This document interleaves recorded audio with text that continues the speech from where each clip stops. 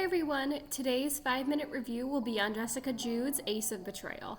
I was lucky enough to get an ARC for this book, so please note that I read this book before its release, and it is now available for purchase as of March 4th, 2025.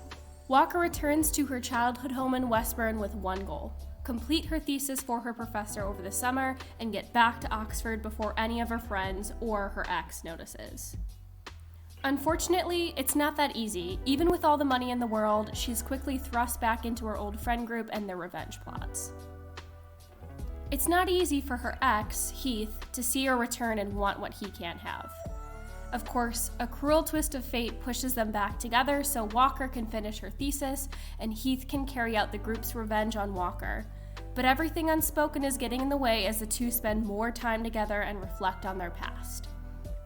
I categorize this as mysterious, reflective, and tense, and there are no other reader categories for this one because this was an ARC. I chose this book because I was looking for something out of my comfort zone. I saw this ARC pop up on my feed on Threads and decided to apply. I was accepted a little while later and got the book in early February ahead of its release on March 4th, 2025. My first impression of the story was that none of the characters were likable to me. I didn't feel like they were relatable as they were all billionaires, but I also found it very hard to find a lot of their actions redeemable. I feel like this could work well for a thriller setting, but for a romance, I usually want at least one of the characters to be likable or somewhat relatable, especially between the two main characters, so I had a bit of a harder time rooting for the characters to end up together.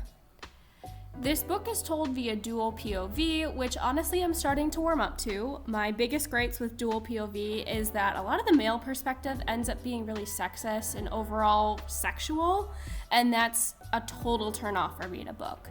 The main male character point of view for this book actually worked just fine for me, as we did get to see a little more perspective and insight into the friend group the two main characters are a part of, and kind of got a little bit more background before the female main character is reunited with the friend group.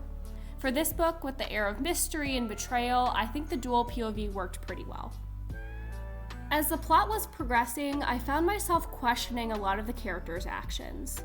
I still really didn't find a lot of redeemable qualities for the characters, so I felt pretty distant from them, and then they made a lot of choices that felt super questionable and just outlandish to me. I will say the spice in this book was pretty creative, but I don't judge books on their smut alone. For me, this ended up being a pretty character-driven book. I didn't find that there was a lot of strong character development, more just development as the plot went along, so it was a bit complicated. I didn't really find the characters to be lovable or particularly diverse. I also didn't find that the flaws of the main character were a huge focus of the book.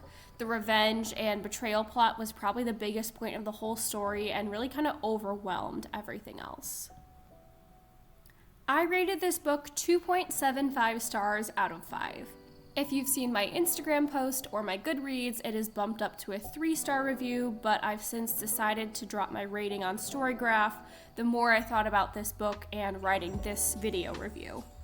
Personally, it just didn't jive with me, but that doesn't mean that you wouldn't like this book, and not every book is made for every reader. That is totally okay, and there are plenty of other readers out there who have been enjoying this novel.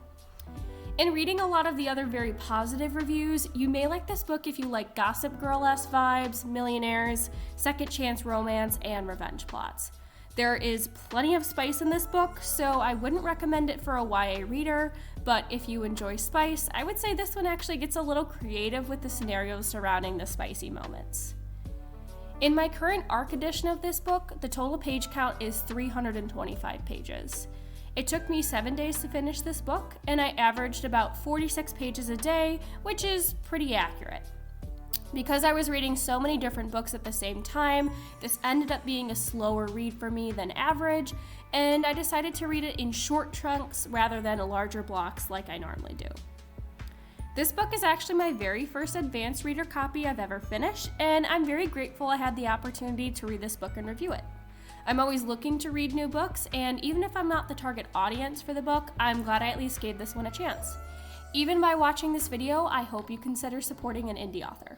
I may have purchased a digital copy of this book if it had stumbled across my feed or if it had been recommended to me, But after reading this ARC edition, I won't personally be buying a copy for my very small collection of physical books.